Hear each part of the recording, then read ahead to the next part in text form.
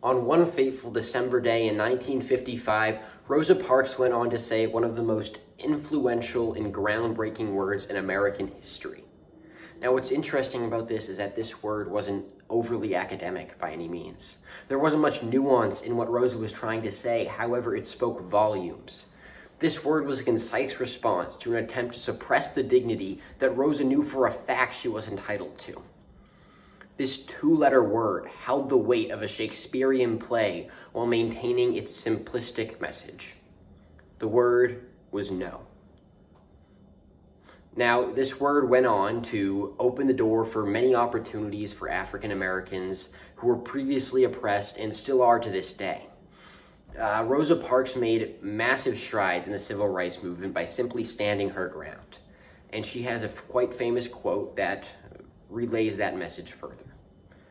Stand for something, or you will fall for anything. Today's mighty oak is yesterday's nut that held its ground. Now, you could compare Rosa Parks to a nut that held its ground because she refused to get up and leave the seat that she knew she was just as entitled to sit in as anyone else. And while this has great applications to the world of civil rights, we can apply the same ideals to our day-to-day lives.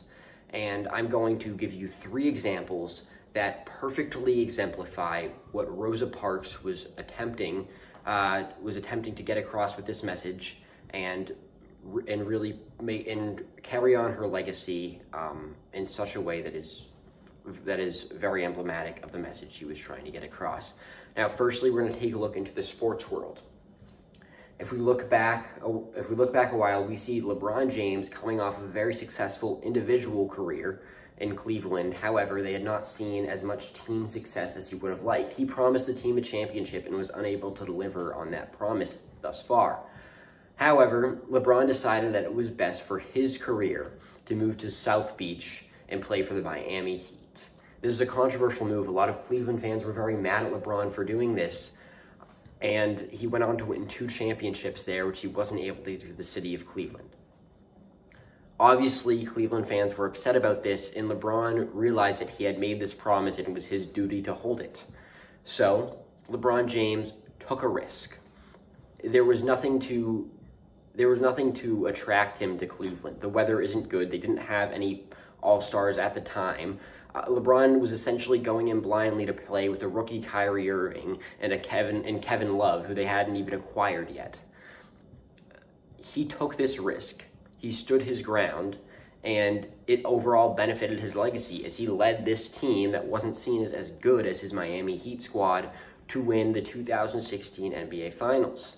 Now, he stood for something. He stood for what he believed in keeping that promise, and he took the risk that the Oak did, or that Rosa Parks took, in saying no, and it benefited him in the long run. Now, we're going to take a look at history.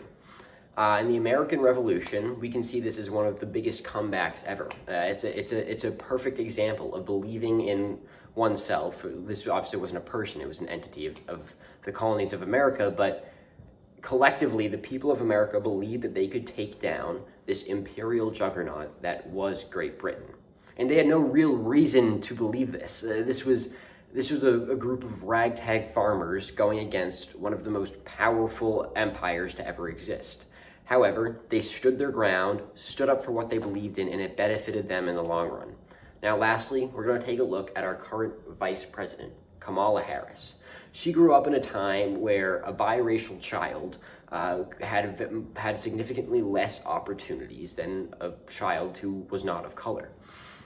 She was one of the first African American children to be implemented into a busing program in her town of Berkeley.